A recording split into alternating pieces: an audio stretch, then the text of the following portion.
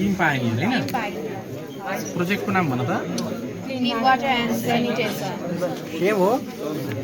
rain water and sanitation clean water and sanitation माइक use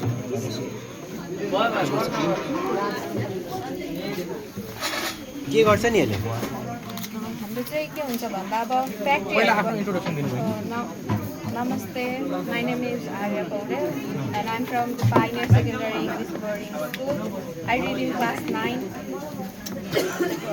हामी चाहिँ के हो भन्दा अब फ्याक्ट्रीहरूबाट आएको वेस्ट पानीहरू चाहिँ अब खोलातिर फाल्नु भएको नि त आजकल त्यस्तो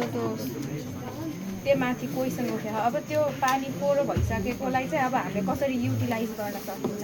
कसरी अब फार्मिङ कृषिहरूमा कसरी युज गर्न सकिन्छ भनेर चाहिँ हामीले यो प्रोजेक्टहरू तयार गरेको अब हामीले चाहिँ त्यो फोहोर भइसकेको पानीलाई चाहिँ अब यस्तै फिल्टर गरेर चाहिँ हामीले विभिन्न कार्यहरूमा युज गर्न सकिन्छ खै कहाँबाट आएको त देखाउनुहोस् त वर्किङ मेकानिजम देखाउनु कसरी पानी फोहोर हुन्छ कसरी कहाँ जान्छ कम्पोनेन्टहरू राख्नु भएन के हजुर कम्पोनेन्टहरू केही राख्नु भएन इलेक्ट्रिक कम्पोनेन्ट मोटरहरू यिनीहरूको स्याम्पल यो चाहिँ नि कस्तो हुनेछ एकदम ठिक छ यो चाहिँ फोहोर पानी हो यो हजुर टट्टीबाट अलि टाइम लाग्छ अनि फोहोर पानी माथि उसो गर्न त फेरि मोटर चाहिँ यसलाई अपरेट गर्न त है अन्डरग्राउन्ड गरेर सजिलो हुन्थ्यो होला यो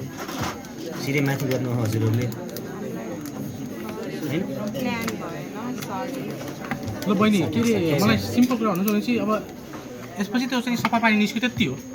सफा निक्ल्यो यसको युज केमा खाना युज हुने हो कि होइन खाना इरिगेसनलाई चाहिँ युज अलि अब यसमा ब्याक्टेरियाहरू चाहिँ अझै छ नि त अब यस्तो यो कटनले ब्याक्टेरियाहरू गर्दैन यो चाहिँ अब फार्मिङहरूमा हल्का युज हुन्छ अरू वासिङ यो सुन्नु है भने मैले अझै यसमा चाहिँ तपाईँको कुरा मैले बुझेँ त्यसपछि जस मोटामोटी भनेको अब यो चाहिँ यो सहर बनाउनु भएको छ हजुरहरूले घर सहर बनाउनु भएको छ होइन यो ठ्याक्कै छ कस्तो हुन्छ अब सानो सिटी फ्याक्ट्रीहरू छ फ्याक्ट्रीबाट पानी निस्किरह पोरो पानी त्यो वेस्टेज भएको पानीले कसरी गर्ने भनेर यो गर्नुभयो त्यो सबै ठिक छ अब फिल्ट्रेसन नर्मल हेर्दाखेरि पानी फिल्टर गरेको देखियो अब फ्याक्ट्रीबाट आउने पानी त त्यो जतिको चाहिँ के गरे के भन्छ पोल्युटेड हो केमिकल्ली पोल्युटेड हुन्छ त्यो त होइन त्यो त तपाईँले चाहिँ यसबाट गरेर यदि त्यो कृषिमा हाल्नुभयो भने पनि त्यसको केमिकलहरू त के अरे त्यो भोलि धानलाई पनि खराब गर्न सक्ने केमिकलहरू निस्किरहेको होला फ्याक्ट्रीबाट त त्यस्तो खालको निस्किन्छ नि त एउटा नर्मल जस्तै एउटा बोटबाट निस्केको पानी सफा हुन्छ त्यो कृषिमा हाल्न पाइयो तर फ्याक्ट्रीबाट निस्किसकेको त हो त्यो केमिकल युक्त पानीलाई मेन कसरी सफा गर्न सकिन्छ त यतिले त भएन पोल्युसनले त गर्दैन त्यसलाई त प्युरिफिकेसन एटलिस्ट कृषिमै प्रयोग गर्नलाई पनि कमसेकम केमिकल्ली न्युट्रल हुनु पऱ्यो क्या त्यो त्यतातिर हजुरहरूले सोच्नु पऱ्यो होइन त्यसको लागि केही गर्नुभयो त्यसको लागि के छ त्योमा चाहिँ गएन ल यसमा तपाईँले के बाबु के नाम हो तपाईँको हजुरहरूको रोल के छ यसमा कसले के गर्नुभयो कसले के गरेको छ सानो सानो डिटेल फर इक्जाम्पल यो चाहिँ हजुरको रोड्सहरू भयो होइन हजुर अनि त्यसपछि मेनली चाहिँ ट्रिजहरू भयो फरेस्टहरू देखाउन खोजिरहेका छौँ एज वेल एज सानो सानो कुरा जस्तै त्यो बिल्डिङ्सहरूको मोडल्सहरू डिजाइन गर्ने बाबुले तिमीले के गर्नु त्यही गर्यो प्लान्टहरू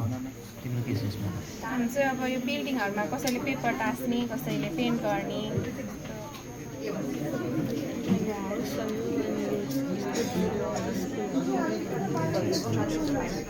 यो चाहिँ अन्डरग्राउन्ड गर्नुपर्छ है पानी अपडेट गर्नुपर्छ नि त माथि छ यो